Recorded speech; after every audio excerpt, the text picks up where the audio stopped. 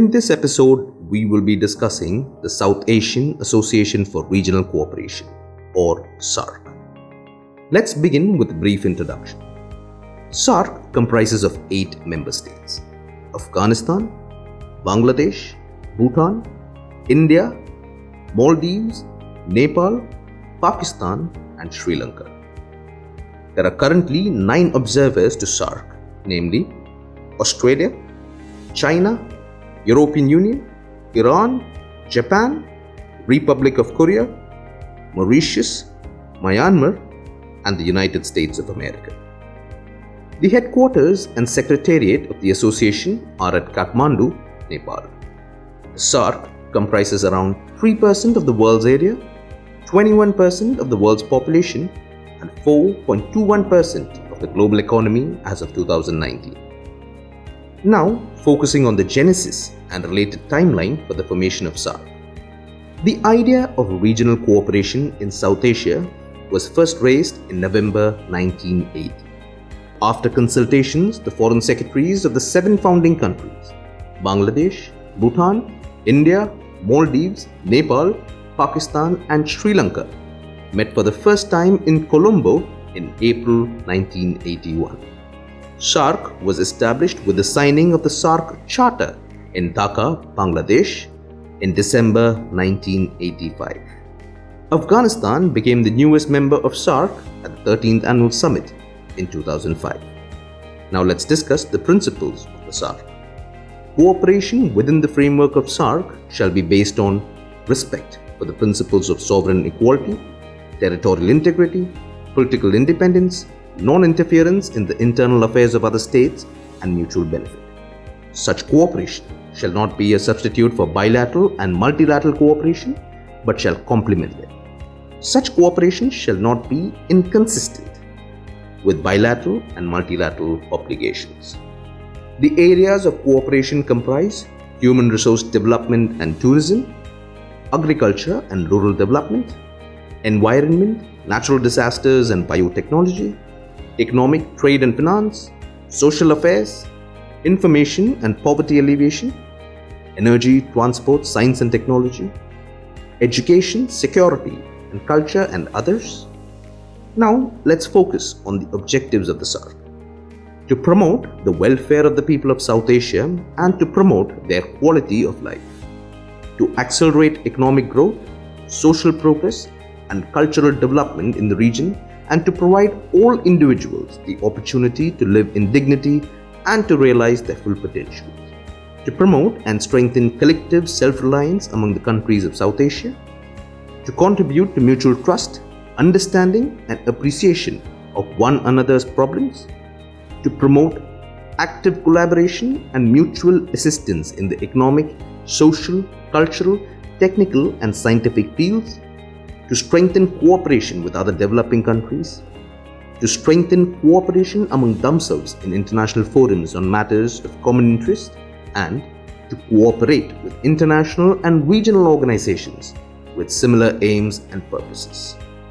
Now let's shift our focus to the principal organs of SAARC.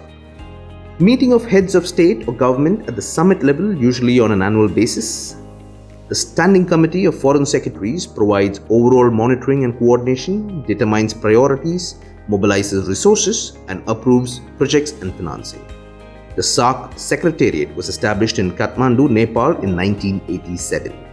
Its role is to coordinate and monitor the implementation of SAARC activities, service the meetings of the association, and serve as a channel of communication between SAARC and other international organizations. The Secretariat comprises the Secretary General, 7 directors, and the General Services staff. The Secretary General is appointed by the Council of Ministers on the principle of rotation for a non-renewable tenure of 3 years. Now we will see the specialized bodies of SAARC. SAARC Development Fund. Its primary objective is funding of project-based collaboration in social sectors such as poverty alleviation, development, etc.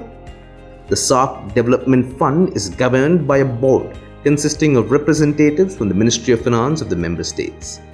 South Asian University is an international university located in India. Degrees and certificates awarded by SAU are at par with respective degrees and certificates awarded by the national universities institutions. South Asian Regional Standards Organization has its secretariat at Dhaka, Bangladesh. It was established to achieve and enhance coordination and cooperation among SAARC member states in the fields of standardization and conformity assessment, and is aimed to develop harmonized standards for the region to facilitate intra-regional trade and to have access in the global market.